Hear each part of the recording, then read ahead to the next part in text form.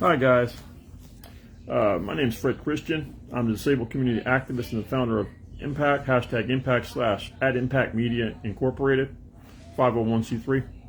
And I do a lot of advocacy on healthcare and gun violence and also affordable housing with our organization. And I also bring to light a lot of things that are going on. And today, for those of you who don't know me and know what we do, I'm going to bring to light a new one. That's an old one, and it's a recurring problem, and I'm aggravated about it. I'm angry about it, and I'm tired of it. Today, in Miami-Dade County, in Florida City, we lost another child. 13 years old, in front of his house, shot dead. 3 days ago, we lost a girl who was about 9 to 10 years old, who was simply playing in front of her house, and she was a victim of celebratory fire. What is with you people with these damn guns? What is with you? Why do you constantly have to keep hitting our kids and any innocent person and any innocent bystander? What is this thing with you guys? Please, somebody tell me what this thing is with you guys. Please. Can somebody answer me that? Really? A 9-year-old and a 13-year-old, and we had a 13-year-old, a 9-year-old, or 10-year-old, I'm not sure of her age, and we had a little girl, 13-year-old boy, and we had a 9-year-old boy less than a month and a half ago die. This is getting ridiculous. No, this is beyond ridiculous. I don't know. I'd like to know for you folks that watch this nationally, and if you would please share it, I'd like to know for myself, are a lot of kids and a lot of communities dying young? Or is it just Miami-Dade and Broward that this seems to be happening in? I really would like to know. That's one question I got. My second question is, where are you? And I'm going to read a poem on that later on. But I'm going to ask this, where are you? When our kids keep dying, when we're struggling and we glorify a person like Luigi who killed a man because you're struggling with healthcare, where are you folks? Really, where are you? You can take to the streets with George Floyd, which you should have and had every right to and should have and did a good thing doing it. But where are you for our kids?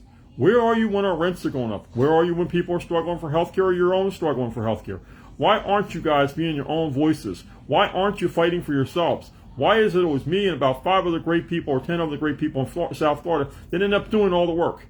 Why can't you guys get off your asses and do something? Sorry about the language, but why? Can somebody tell me that? Why people don't do more and why people don't get involved more? Can someone please tell me that? I mean, really. How many times, and I'll ask this question, how many times? When you turn your TV on any local news, down here if it's channel 10, if it's 6, 4, 7, whatever one it is, Univision, Telemundo, whatever you watch, local news, are you tired of seeing kids get shot and killed? Are you tired of seeing the bad gun violence? Are you tired when you hear stories in the newspaper, if you even read the newspaper or see stuff online? Because some of you I know don't even tune into news anymore. Are you tired of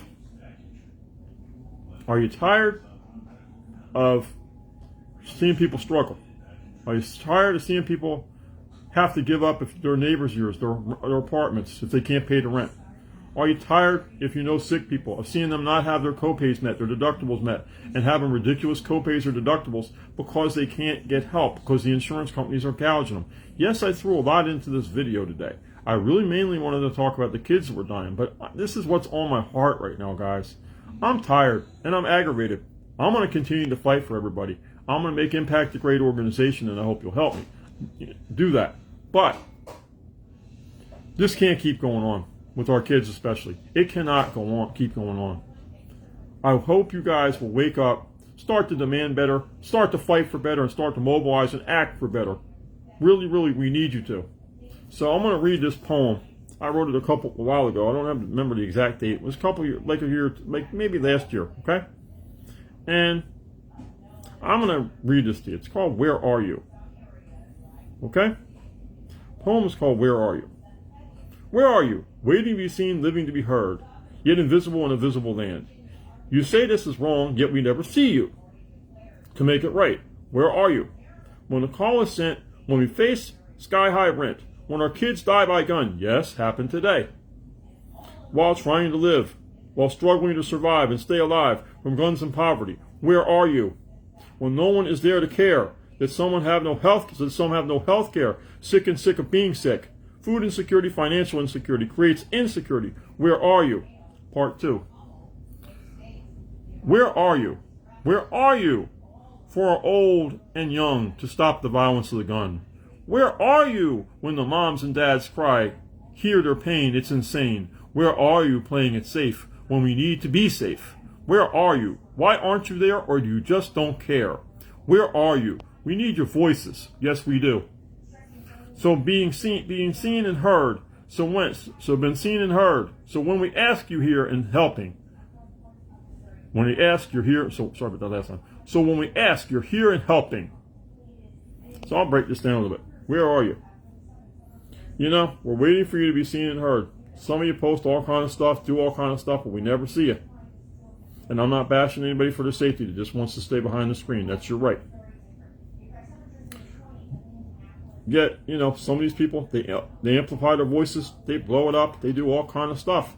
Yet they're not seen. They're not seen.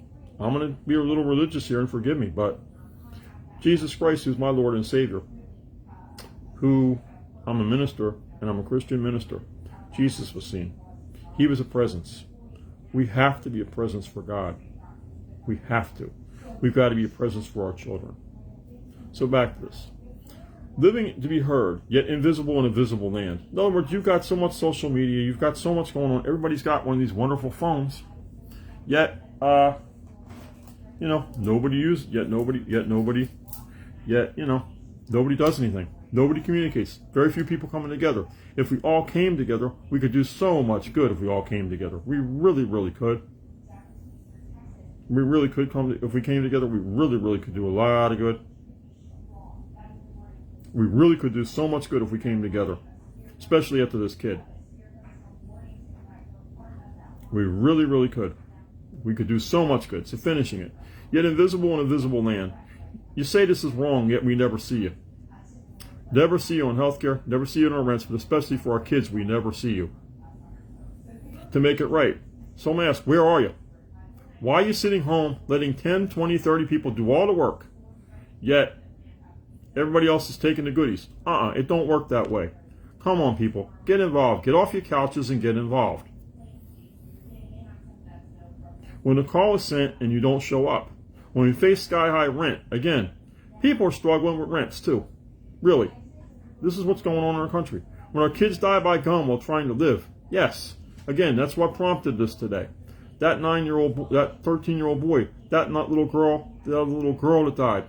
That's what prompted this today. Because no one's upset. The families are upset. Activists like me are upset. But no one's really upset. No one wants to change things. You know, I just don't understand why you guys just don't want to change stuff. What is it? From guns and poverty, which go hand in hand. So where are you when no one's there to care?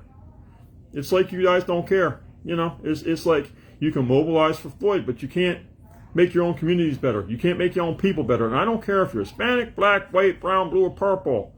I'm Italian and Irish, and I want good for everybody. And I hope you do too. And some have no health care. Yep, my friend Amy who's watching, she had no health care. I had no health care from the time I was 16 to the time I was 50. Not a fun thing, but people are still struggling with it. Food insecurity, financial insecurity creates insecurity. So where are you on any of that? So, we go to part 2 now. Where are you? For our old and young to stop the violence of the gun, where are you? It doesn't matter the age. I mean, aren't you tired of this? Really, aren't you folks tired of this? Where are you? When the moms and dads cry, and those moms, one of them's named Lisa Cheryl Bush, one of them's named Angela Sears, they shed a ton of tears. One of them's named Tracy Brown. They shed a ton of tears, as does a lady who made these bracelets named Susan Kennedy Nanton, or Susan Bullets, who sheds a ton of tears for our kids. Tawana Akins, who's an auntie and godmother and mom herself, and assistant principal of a high school down here, sheds a lot of tears for our kids. I shed tears for our kids. I shed tears for the sick. Well, why aren't you shedding any tears? Why aren't you doing anything? When the moms and dads hear their pain, it's insane. It is insane. It makes them crazy. So where are you? Why are you playing it safe when we need you? Where are you when we need to be safe? Why aren't you there? Or is it because you just don't care? We need your voices. So being seen and heard when we ask and you're helping. Thank you for that part. Now I'm going to read you before I close. This little poem is called How Many. I wrote this after Parkland, and I'm dedicating this today to New Orleans #1 and my friend Rubia, and everybody in New Orleans that lost somebody to that awful incident.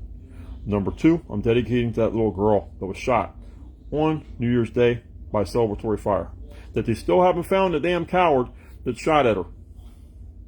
And 3rd, for that little boy last night, that little 13-year-old in front of his house.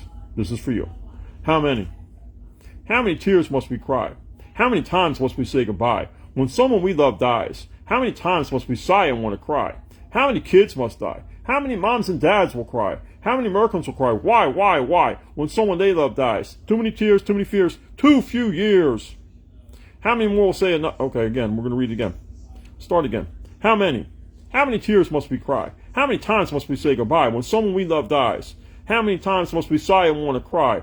How many kids must die? How many moms and dads will cry? How many Americans will cry? Why? When someone they love dies. Too many tears, too many fears, too few years. How many more will say enough? How many more will rise up and say enough before our future dies, before it begins? How many will cry? This is also for Trayvon Martin on the, I believe it was 12th or 14th anniversary of what happened with him. Sabrina Fulton, I'm sorry about not having the exact date. I apologize for that. But, my friend, I'm sorry about that. But my heart goes out to you and all these moms. And this is for Trayvon, which Trayvon was a wake-up call and all kind of violence towards kids. And you're just not heeding the warning. I don't know what it is with you guys with hurting our kids, but it's got to stop. We've got to start to care about each other. We've got to come together as a community, and we need to unite. We need to stop this garbage of being individual and taking care of ourselves. That's all I got to say today. My name is Fred Christian. I'm a disabled community activist, the founder of #Impact @ Impact Media. You can find me at them.